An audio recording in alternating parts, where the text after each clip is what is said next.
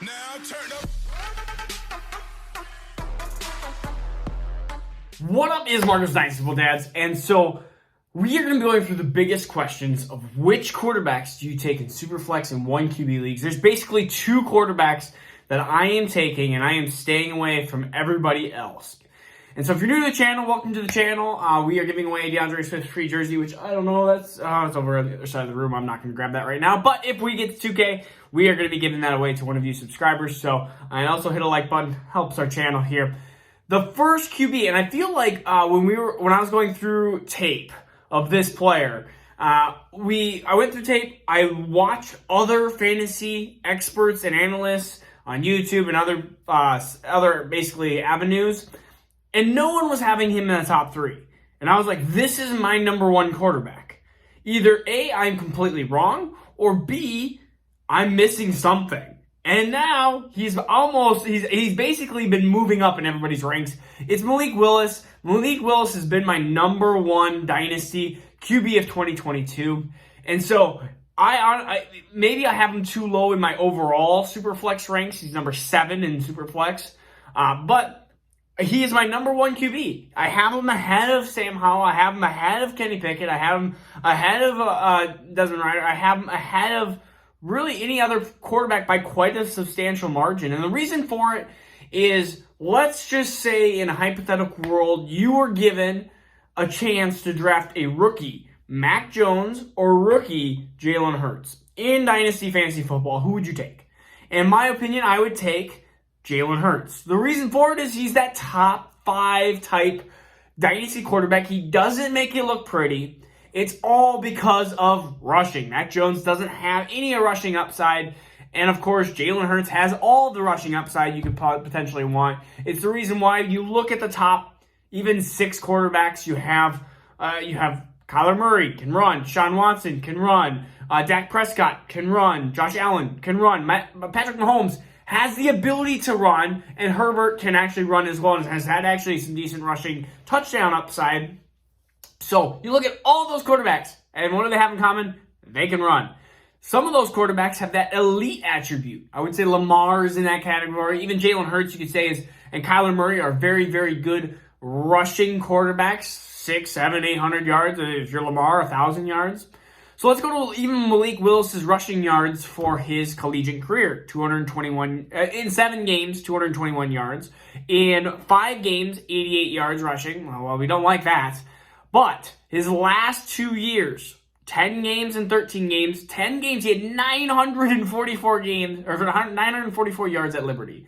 And his senior season, age 22, 878 yards in 13 games.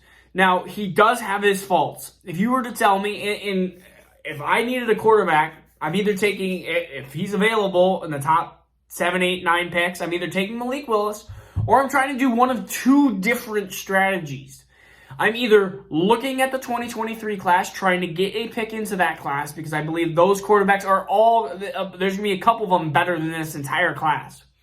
Or we're going to revert back to the 2021 class, and we're going to look at players like Justin Fields, Trey Lance, Zach Wilson. Like, those are players that I would have over Malik Willis. I know Malik Willis has this high upside. He has this high downside. Especially Trey Lance, especially Justin Fields. I believe that those quarterbacks are better quarterbacks, and they still have that rushing upside versus Malik Willis. But you saw Malik Willis' arm at the pro day. I feel like that's what everyone was like, whoa, it's amazing. He has this huge arm. And I'm like, this is nothing new. We know he has every attribute possible to become a top 5 Dynasty quarterback. He has the Deshaun Watson upside, the Lamar Jackson upside. But he also has this ability to potentially be nothing because he is super raw. He has super inconsistent, even at Liberty. His level of competition has been bad. There's times his accuracy has been questionable. So he is with his faults. And that's why he's not 101 in all Superflex leagues. In fact, he's number 7 right now. But I could easily see him. He's in a tier with the players like, of course, Garrett Wilson, Treylon Burks, Kenneth Walker. Like, he's in that Superflex tier. The next quarterback that I am taking, and one of the only quarterbacks, a quarterback that, again, basically you look at his combine stuff, and you're like, is this a wide receiver? 4.52, 98th percentile, and a 94th percentile speed score. He is 6'3", 207 pounds. It sounds like I'm still talking about a wide receiver.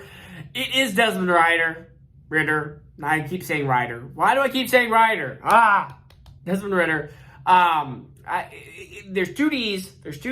It's like there's been multiple players I butchered their name on. Terrace Marshall was one of them. I kept putting the N in there. It's not Terrence, but it's Terrace. And then I kept hearing other people say Terrence, and I'm like, hey guys, there's no N in there.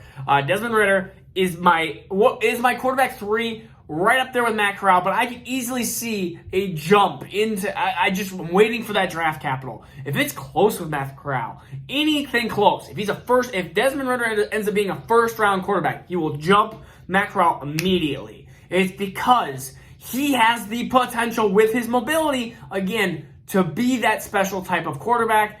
And this quarterback, we are not seeing any Joe Burrows, no Trevor Lawrence's, not even a Zach Wilson ability at the quarterback position. So we have to go with the extreme upside, the extreme risk.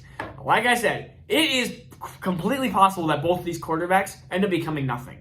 But it is completely possible that one of these or both of these quarterbacks become the next, again, Deshaun Watson type or Dak Prescott type. It is easily possible to have these guys be a top 6, top 7 quarterback. And so that is why I have these two as being basically two of my top 3 quarterbacks. Probably going to end up being quarterback 1 and 2. Just saying. It's probably going to end up being that after landing spots. Unless Desmond Ritter's spot, he is the most concerning because he could be drafted in the late first. If he gets drafted behind a poor team, in a bad spot, a la Jordan Love, then of course he's not going to be up there. But rushing yards, 583, 650, 592, 355 in 13, 10, and 14 games. Again, consistency. There is plenty of holes. Again, whatever I said from Malik Willis, you can basically say for Desmond. And I would say Desmond has a little bit less upside just for the fact that he doesn't have that cannon for an arm. Like, you're talking about Josh Allen's strength for arm is what Malik Willis has, which is a very, very rare attribute. So Malik Willis, that's why he gets that basically number 1 QB spot in my head, or in my rankings. Finally, I feel like people are starting to catch up to it. They start seeing that, whoa, like, he has the attributes. If some team can actually hone him in. Is it Carolina? Is it Atlanta? Which team ends up drafting Malik Willis? Is it Detroit?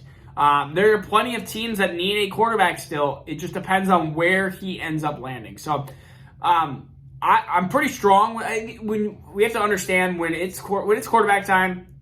I don't watch a ton of film compared to the running backs and wide receivers because most of it is, again, they're the biggest lotteries because even teams that have GMs or scouts or every team has GM, any team that has these specific scouts for quarterbacks, they still get it wrong all the time.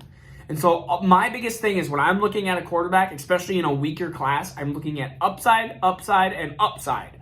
And that's what Malik Willis and Desmond Ritter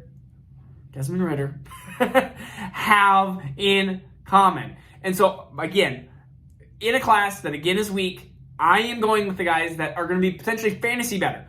Kenny Pickett could be the best quarterback in this draft class. Matt Corral could be the best quarterback in this draft class. But fantasy-wise, they could still be 3, 4, 5th in the class. I care about fantasy football. I don't care if they're good. I do care if they're somewhat good in the NFL level, but, again, the Jalen Hurts analogy. Jalen Hurts, Mac Jones. If I'm starting in an NFL team, I am taking Mac Jones 100 times out of 100. If I am starting Dynasty, I am taking Jalen Hurts, especially if we were to take them their rookie years, knowing their production to this day. Mac Jones looks to be a really good quarterback. But Jalen Hurts is just like that frustrating Dynasty fantasy basically value that everyone wants to get rid of, but he just keeps producing. So, again, Malik Willis, Desmond Ritter. I said it right that time. So, my quarterback 1 and probably quarterback 2. Right now, quarterback 3 with Matt Corral. They're right next to each other. So, this is Marcus Dynasty with Dads. Peace out. We'll see you again soon.